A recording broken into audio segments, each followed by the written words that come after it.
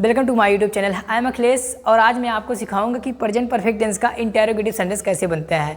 और मैं एक आपको बात बता दूं कि सबसे पहले आपको क्या करना है कि अफर्मेटिव का जो मैंने आपको क्लास दिया है और निगेटिव का जो मैंने आपको क्लास दिया है, दोनों को पहले अटेंड करना है, उसका नोट बनाना है एंड देन आपको इस क्लास को अटेंड करना है और फिर इसका नोट बनाना है। ठीक है, चलो इस क्लास को मैं शुरू करता हूँ। इसमें हम लोग सीखेंगे कि प्रेजेंट परफेक्ट टेंस का इंटेरोगेटिव सेंटेंस कैसे बनता है। इंटेरोगेटिव का मतलब क्या होता है बेटा, जब हम सवाल पूछना शुरू कर देते हैं।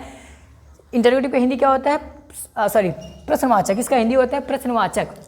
और इसमें हम क्या करते हैं, सवाल पूछते हैं, एक दूसरे से सवाल पूछने का काम करते हैं, क्वेश्चन पूछने का काम करते हैं। ठीक है, तो पहचान के लिए मैं थोड़ा सा आपको बता दूंगा कि जो काम समाप्त हो जाएगा उस काम को दिखाने के लिए हम इसी टेंस का प्रयोग करते हैं। ठीक है, और इसके वाक्य के अंत में चुका है, चुकी, देखो ये चुकी है लिखा हुआ है, चुकी है, चुके हैं, आ है, ई है, ए है, यही सभी शब्द आपको देखने को मिल जाएंगे। ये इसका पहचान हो गया। अब आपको स्ट्रक्चर देखना है। स्ट्रक्चर देखने से पहले एक बात समझ लो कि जो इंटेरोगेटिव होते हैं बेटा आपके दो प्रकार के होते हैं। कितने प्रकार के?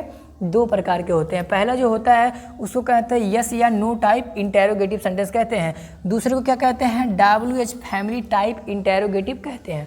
सबसे पहले आप समझो कि यस या नो टाइप इसको क्यों कहते हैं और इसको WH फैमिली टाइप क्यों कहते हैं। पहले यस या नो टाइप समझो कि इसको यस या नो टाइप क्यों कहते हैं।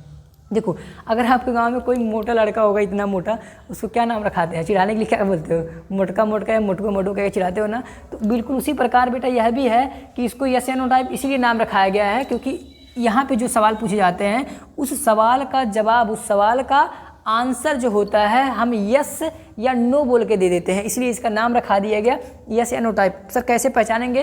पहचान के लिए जान लो कि इसमें जो क्या शब्द से ही सवाल पूछा जाएगा, सिर्फ क्या से सवाल पूछा जाएगा और क्या शब्द हमेशा वाक्य के शुरू में होगा।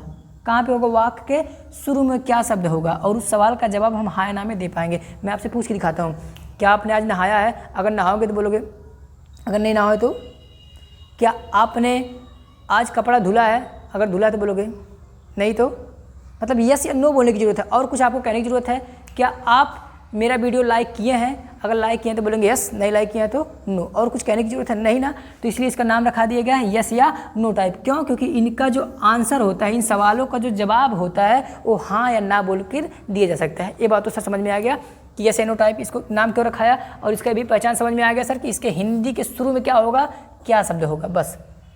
दूसरा WH family type interrogative. WH family type interrogative क्यों रखा दिया गया नाम? सुनो, जिन शब्दों से हम सवाल पूछते हैं उनका पहला लेटर जरा देखो, W W W W W W W W, यहाँ H, तो सभी का W कॉमन ले लिया गया और एक में H, तो WH बोल दिया गया। एक परिवार से है, इस परिवार के लोगों का काम क्या है, सवाल पूछने का, तो इसलिए फैमिली नाम रखा दिया गया। बात समझ गया है? तो WH फैमिली टाइप इंटेरोगेटिव इसको बोलते हैं। और ये ऐसे सवाल होते हैं जिसका जवाब हम हाँ या ना बोलकर नहीं दे पाते हैं, जिसका जवाब हम हाँ या ना बोलकर नहीं दे पाते हैं। मैंने कहा तुमने इसे क्यों किया, तो इस सवाल का जवाब हाँ या ना बोल के दे पाओगे? तुम कहाँ चले गए हो, तुम कहाँ चले गए हो, जवाब हाँ या ना बोल के दे पाओगे? कौन तुम्हें बुलाया है, जो इसका जवाब देना चाहोगे हाँ या ना में जवाब दे पाओगे?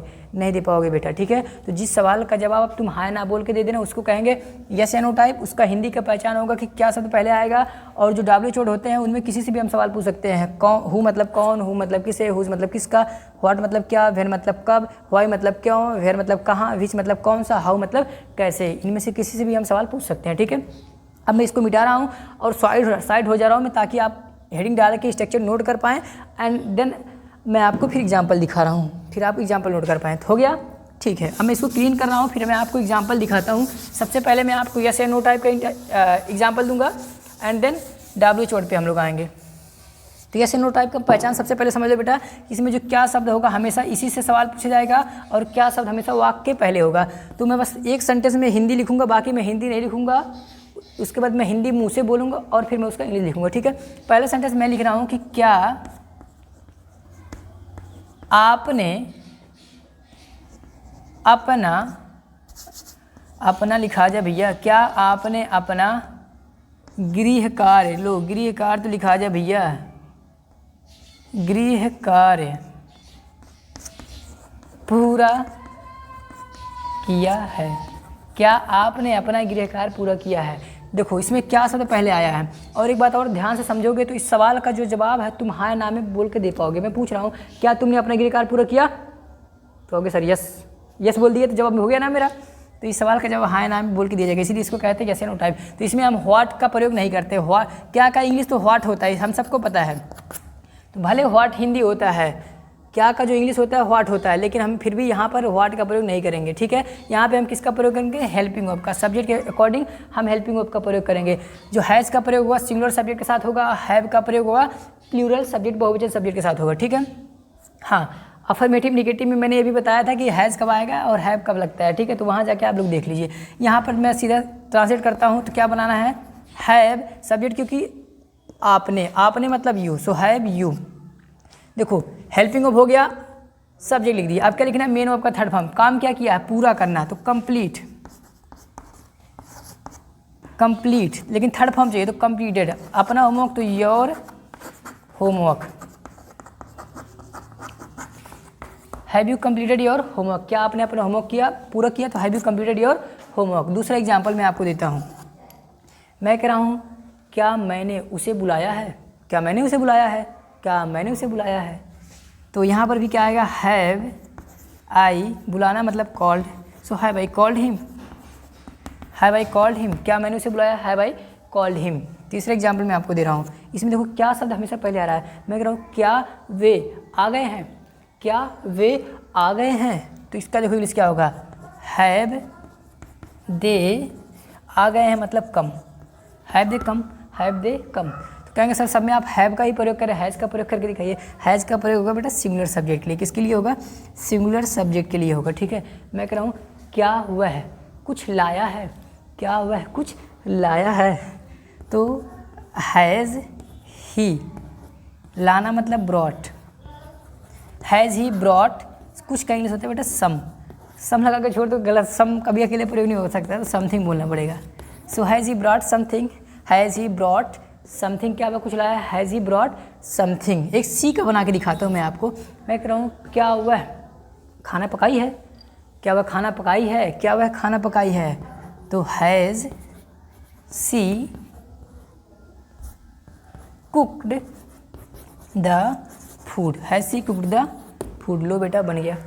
तो मैंने बस 5 आपको दिया है इस स्ट्रक्चर को समझाने के लिए। देखो सभी का स्ट्रक्चर के हिसाब से मैं सेंटेंस बनाया हूँ, कहीं भी मैंने अपना दिमाग यूज नहीं किया। देखो सब में क्या था, सबसे पहले हेल्पिंग वर्ब था। देखो सब में पहले हेल्पिंग वर्ब है, हेल्पिंग वर्ब है, हेल्पिंग वर्ब है, हेल्पिंग वर्ब, हेल्पिंग वर्ब। उसके बाद क्या था, सब्जेक्ट। देखो सब में सब्जेक्ट है, सब्जेक्ट सब्जेक्ट सब्जेक्ट सब्जेक्ट। उसके बाद क्या था, मेन वर्ब का थर्ड फॉर्म। तो लो थर्ड फॉर्म ये है मेन वर्ब का, थर्ड फॉर्म मेन वर्ब का, थर्ड फॉर्म मेन वर्ब का, थर्ड फॉर्म मेन वर्ब का, थर्ड फॉर्म मेन वर्ब का। उसके बाद ऑब्जेक्ट था, तो किसी में ऑब्जेक्ट, यहाँ देखो यहाँ ऑब्जेक्ट है, यहाँ भी ऑब्जेक्ट है, यहाँ ऑब्जेक्ट नहीं है, यहाँ भी ऑब्जेक्ट है, और यहाँ पर भी ऑब्जेक्ट है। तो देखो मैंने इसी सीक्वेंस को फॉलो किया है। बेटा आपको भी क्या करना है, नोट करना है, फिर इसी सीक्वेंस को फॉलो कर करके आपको सेंटेंस बनाना है। देखो अगर आप इसको लिखने तक सीमित रखना चाहते हैं तो कोई दिक्कत नहीं है, आप कम सेंटेंस प्रैक्टिस करेंगे तो कोई दिक्कत नहीं है। But if you want to improve your communication, अगर आप कम्युनिकेशन इंप्रूव करना चाहते हैं तो इस पर आपको अधिक से अधिक सेंटेंस बनाना है, ठीक है बेटा। चलो अब मैं आपको WH टाइप इंटरोगेटिव का एग्जाम्पल देता हूँ, नोट कर लीजिएगा। हाँ, तो जहाँ पर भी क्या शब्द पहले आएगा बस उसका जो आपको ट्रांसलेट करना है इसी स्ट्रक्चर के अकॉर्डिंग करना है। और जिसमें WH से सवाल पूछे जाते हैं उनमें हम WH का प्रयोग करेंगे सबसे पहले, ठीक है। चलो उसको मैं आपको दिखा देता हूँ, 5 में उसका भी बना के दिखाता हूँ। पहला सेंटेंस मैं कह रहा हूँ, कौन तुम्हें बुलाया है, कौन तुम्हें बुलाया है, कौन तुम्हें बुलाया है। कौन का इंग्लिश क्या होगा, who has called you, who has called you, तुम्हें कौन बुलाया है, हु हैज़ कॉल्ड यू। देखो अब कुछ बच्चों को कन्फ्यूजन रहता है कि सर हु के साथ कभी हैज़ आ जाता है, कभी हैव आ जाता है, क्या है। देखो बेटा हु पूछने के लिए किया जाता है, सब्जेक्ट को पता लगाने के लिए हु का प्रयोग करते हैं। तो सब्जेक्ट सिंगुलर भी हो सकते हैं और प्लूरल भी हो सकते हैं, बहुवचन के भी सब्जेक्ट हो सकते हैं। तो जब सब्जेक्ट हम सिंगुलर पूछना चाह रहे हैं तो हैज़ लगा रहे हैं, जब बहुवचन पूछना चाहेंगे तो हैव लगा लेंगे। दूसरा मैं आपसे कह रहा हूँ कि पैसा कौन चुराए हैं, पैसा कौन चुराए हैं, तो क्या लग रहा है, एक को मैं पूछ रहा हूँ कि एक से अधिक पूछ रहा हूँ, आप बताओ। पैसा कौन चुराए हैं, सर एक से अधिक लग रहा है तो हैव लगेगा ना। तो यहाँ बोला जाएगा who have stolen the money, who have stolen the money. लो बन गया। आगे बढ़ते हैं, अगला मैं आपको बना के दिखाता हूँ। मैं कह रहा हूँ तुमने आज क्या खाया है, तुमने आज क्या खाया है। तो देखो यहाँ पर क्या शब्द बीच में आया था बेटा, तो इसलिए मैं यहाँ पे व्हाट का प्रयोग कर रहा हूँ। So what have you had today, sir कहेंगे यहाँ पे हैड क्यों लगा दिया? हैड मतलब बेटा हैव का थर्ड फॉर्म, मतलब कोई चीज़ खाना, ठीक है। तो हैव और हैड होता है, तो यहाँ मैंने हैड का प्रयोग किया, मतलब है खाना। किसी चीज़ को खाने के लिए हैड का भी प्रयोग कर सकते हैं थर्ड फॉर्म के लिए। So what have you had today, what have you had today, आज आपने क्या खाया है। चलो अगला डब्ल्यू छोड़ का, जिसका आप बोलो मैं बना के दिखाता हूँ। कब का, चलो कब का मैं बना के दिखाता हूँ। कब को इंग्लिश में क्या बोलते हैं पहले बताओ मुझे। कब को इंग्लिश में क्या बोलते हैं? व्हेन बोलते हैं। क्या बोलते हैं? व्हेन मतलब होता है कब। मैं कह रहा हूँ वह कब आया है। चलो आया बहुत ईजी वर्ड है, छोड़ दूसरे बनाते हैं। मैं कह रहा हूँ वह तुम्हें कब गाली दिया है, वह तुम्हें कब गाली दिया है। तो वह तुम्हें कब गाली दिया, तो कब मतलब क्या हो गया? व्हेन मतलब हो गया कब। देखो डब्ल्यू छोड़ हो गया। अब क्या लिखना होता है? हेल्पिंग ऑफ, तो हैज़। सब्जेक्ट लिखना होता है तो ही। अब थर्ड फॉर्म तो abused. When has he abused आपको, तो यू हो गया। और किसका? जिसका आप बोलो बेटा I am ready to use the W H word, मैं उस डब्ल्यू एच वर्ड का प्रयोग करने के लिए तैयार हूँ। बस आप कमेंट में मुझे बताते रहो कि किसका आपको कन्फ्यूजन समझने में है। चलो मैं व्हाई का बना के दिखाता हूँ। व्हाई मतलब होता है क्यों। मैं कह रहा हूँ उसने मेरे साथ ऐसा क्यों किया। ये तो बहुत तकलीफ वाली बात है। उसने मेरे साथ ऐसा क्यों किया, क्यों किया, तो क्यों मतलब सबसे पहले क्या लिखेंगे? व्हाई। उसने मतलब था ही, सॉरी ही था, तो इसलिए क्या आएगा? हैज़। Why has he. किया मतलब डन, ऐसा मतलब सो, ऐसा मतलब so. Why has he done so. अच्छा मेरे साथ, so with me. Why has he done so with me, उसने मेरे साथ ऐसा क्यों किया। तो जिसका चाहे बेटा आप प्रयोग कर सकते हैं। एक लास्ट में बनाऊंगा, इसके बाद मैं क्लास ओवर करूंगा। और जाने से पहले मैं आपको ये बताऊंगा कि मैंने बस आपको कॉन्सेप्ट दिया है, मैंने पढ़ाया नहीं है, बस मैं आपको समझाने का प्रयास किया है। अगर आप सच में अंडरस्टैंड होना चाहते, इसको अपने दिमाग में उतारना चाहते, तो आपको घर पे प्रैक्टिस करना होगा, दिमाग में खुद सेंटेंस फॉर्म करना होगा, क्रिएट करना होगा, तब आप सीख पाएंगे। अदरवाइज़ स्पीकिंग का सपना तो छोड़ दीजिए, सेंटेंस बनाना खुद से सीखिए कि कहाँ चुका चुकी आ रहा है, चुका चुकी नहीं, कौन सा काम पूरा हो रहा है, क्या वह आया है, क्या वह चला गया है, क्या तुमने नहाया है, तुम क्यों नहाए हो, तुम कब नहाए हो, तुम कैसे नहाए हो। तो ये सब सेंटेंस आप क्रिएट करो तो मज़ा आएगा ट्रांसलेट करने में। चलो कैसे से बना दो। कैसे मतलब होता है हाउ। हाउ मतलब कैसे। मैं कह रहा हूँ वह कैसे आया है, वह कैसे आया है, वह कैसे आया है। So how has he come, how has he come. लो इतना बन गया बेटा। तो मैंने 6 डब्ल्यू का प्रयोग करके दिखाया है। डब्ल्यू को समझने में आपको प्रॉब्लम हुआ हो, मैंने कुछ ही डब्ल्यू का यहाँ पे एग्जाम्पल दिया है। अब जिस डब्ल्यू को समझने में आपको प्रॉब्लम है, आपको मुझे कमेंट सेक्शन में लिख के मुझसे पूछना कि सर इस डब्ल्यू को मुझे समझने में प्रॉब्लम हो रहा है, मुझे प्रॉब्लम है, समझने में दिक्कत है, तो प्लीज़ इसको थोड़ा समझाइए। एंड आई प्रॉमिस यू मैं उसको पढ़ूंगा कमेंट सेक्शन और मैं उसका आंसर दूंगा, ठीक है। तो thanks for watching this video. अब हम लोग मिलेंगे नेक्स्ट वीडियो में, तब तक के लिए अपना ध्यान रखिए, घर पे पढ़ते रहिएगा।